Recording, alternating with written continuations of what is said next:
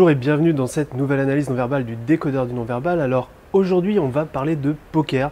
Alors c'est un thème que j'ai très peu abordé jusqu'à présent sur le blog et je remercie donc Mewen de m'avoir proposé de traiter ce sujet dans une analyse. Mewen est un fan de la page Facebook et il faut bien reconnaître que le non-verbal au poker joue un rôle très important. D'ailleurs les joueurs professionnels de poker le savent bien, hein. Vous allez voir que dans l'extrait que je vais vous proposer, l'un des joueurs qui s'appelle Moneymaker, celui qui porte des lunettes et une casquette justement, et bien de cette manière il évite que son adversaire ne puisse lire les expressions faciales qui pourraient le mettre à nu. Alors la vidéo que j'ai choisie date de 2003, il s'agit de la finale du championnat du monde de poker. Autant dire que l'enjeu pour les deux joueurs qui restent en lice est à son plus haut niveau et les sommes d'argent sur la table sont colossales. Alors ceci, ça va être intéressant pour nous d'un point de vue non-verbal parce que les enjeux sont grands et plus ils sont grands, plus la gestuelle est authentique. On a donc d'un côté Moneymaker avec la casquette et les lunettes et de l'autre on a Farah. La vidéo est en anglais, alors c'est pas très grave puisqu'on va s'intéresser ici au non-verbal et c'est ça qui est magique. Nul besoin de comprendre la langue pour comprendre ce qui se passe.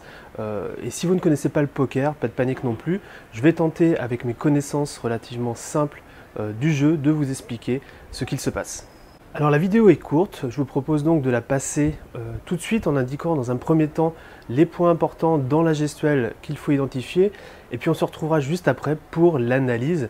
D'ailleurs si vous souhaitez voir l'extrait original d'abord et que vous voulez vous amuser à faire votre propre analyse, j'ai mis le lien vers la vidéo originale juste en dessous. Sinon eh bien, on se retrouve juste après pour l'extrait et pour l'analyse. Back to Binion's Horseshoe Casino, continuing this heads-up battle for the World Championship of Texas Hold'em Poker. Chris Moneymaker with a commanding chip lead right now on Sam Farha. We know how quickly that can change, though. Chris Moneymaker's cards 5 and 4. In fact, if Sammy can double up, he would take the chip lead, and that's how it is when you're heads up. Sam Farha looks at a Jack-10 and bets 100,000 to Moneymaker, who quickly calls it. And Sammy a 2-to-1 favorite right now going into the flop. And here it comes. It is Jack 5-4, 2 pair for Chris Moneymaker, 1 for Sam Farha. You top pair for Sam Farha, but once again, Chris Moneymaker has gotten another fortunate flop. Chris Moneymaker checks now over to Sam Farha, who throws in a bet of 175,000.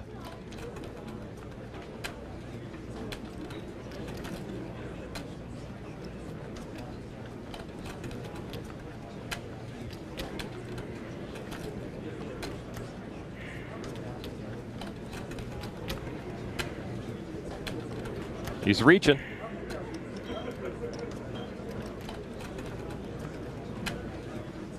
I'm gonna raise. The raise is 300,000 now. Back to Farha.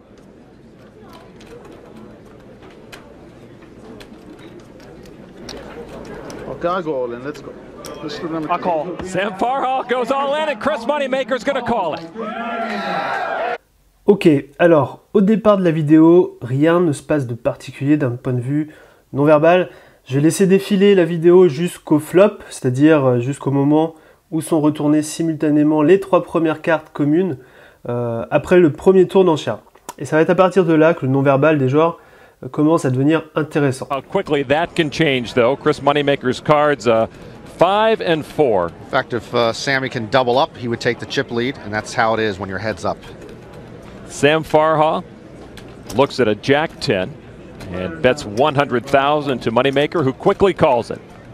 And Sammy a 2-to-1 favorite right now going into the flop. And here it comes. It is Jack 5-4, 2 pair for Chris Moneymaker, 1 for Sam Farha. You top pair for Sam Farha. Alors qu'est-ce qu'on observe ici? Moneymaker passe l'index sur ses lèvres, il humecte également ses lèvres avec sa langue.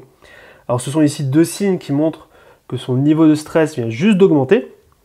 Dans ce cas-là, il s'agit d'un stress positif parce que après le flop, Moneymaker dispose de 2 paires dans son jeu, une paire de 4 et une paire de 5.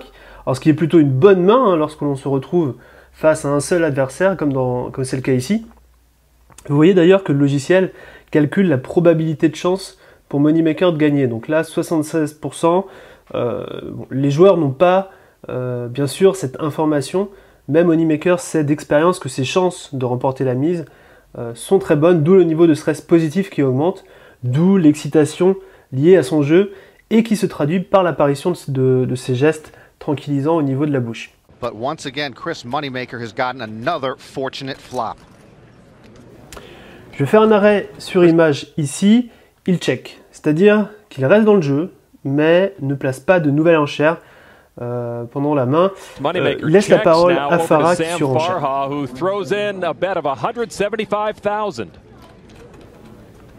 On a toujours ici un frottement au niveau du menton qui indique que le niveau de stress positif est toujours aussi haut que tout à l'heure. À ce moment précis, si j'étais à la place de Farah et que j'observais cette gestuelle, je me poserais la question suivante, je me dirais pourquoi Moneymaker a un niveau de stress qui augmente ainsi. Alors on continue.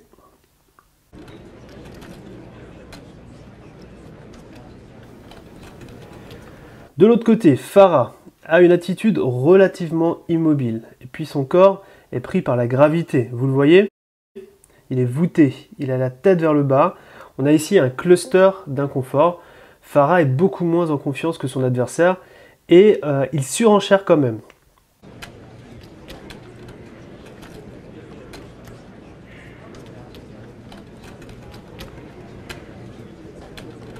He's reaching.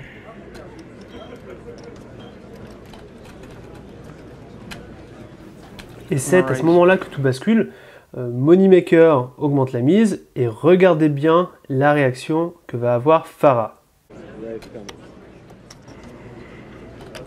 The raise is 300,000 now. Là. Il se retire dans le fond de sa chaise et c'est typiquement une réaction de fuite du système limbique. On a tendance à créer de la distance entre notre corps et les situations qui nous apportent de l'inconfort. Et de plus, il va gonfler les joues, il s'apprête à expirer en soufflant. Ici, nous avons encore un geste lié au stress négatif, un mal-être vis-à-vis de la situation. On a donc pour Farah un cluster de gestes qui montre un sentiment d'inconfort et qui est lié finalement au déclencheur suivant. C'est lié à l'augmentation de l'enchère de Moneymaker. Si j'étais Moneymaker, je saurais que cette action de surenchère déplaît fortement à mon adversaire et donc que c'est plutôt un bon coup que j'aurais joué. Back to Farah. Donc Farah a une paire de valets, ce qui est pas si mal, mais il voit que Moneymaker semble avoir une meilleure main, mais il décide tout de même de tout mettre, ce qui est, compte tenu des messages non verbaux, un mauvais coup. Moneymaker qui, je pense, a compris ces messages non verbaux subtils et la forte probabilité de remporter la mise, eh bien, le suit sur ce coup-là. Il a confiance en son jeu et il voit que celui de son adversaire n'est pas si bon que ça. Sam Farha goes all in and Chris Moneymaker's going to call it. Alors la fin de l'histoire sera qu'effectivement Moneymaker gagnera le titre de champion du monde sur ce coup-là. Voilà pour cette analyse. Vous avez pu remarquer que le poker et le non-verbal sont intrinsèquement liés. Savoir décoder la gestuelle lorsque l'on joue au poker permet de prendre un avantage considérable sur ses adversaires parce que cela permet d'avoir des informations supplémentaires permettant de décider des meilleures actions à prendre. Dans l'extrait que je viens de passer, c'est Moneymaker qui aura su le mieux décoder le langage du corps de son adversaire et Farah qui à l'inverse aurait dû tenir plus compte du non-verbal. S'il l'avait correctement fait, il aurait très certainement évité de mettre tout sur le tapis comme il l'a fait. Il aurait ainsi gardé une chance de rester dans la finale. Alors maintenant, j'ai une question à vous poser. Est-ce que vous aussi, vous jouez au poker? Est-ce que vous utilisez le non-verbal dans ce cadre? Répondez-moi dans les commentaires juste en dessous de cette vidéo. Et puis, si vous avez des questions aussi sur cette analyse, posez-les-moi, j'y répondrai avec plaisir. Par ailleurs, je tiens à faire une petite annonce. Si vous avez des extraits vidéo à partager, que ce soit de poker ou que ce soit d'autres choses, donnez-moi le lien dans les commentaires et j'y jeterai un œil attentif et peut-être que votre vidéo fera l'objet d'une prochaine analyse sur le blog. Voilà, c'était Romain Collignon, le décodeur du non-verbal et je vous retrouve très bientôt pour une prochaine analyse sur le blog.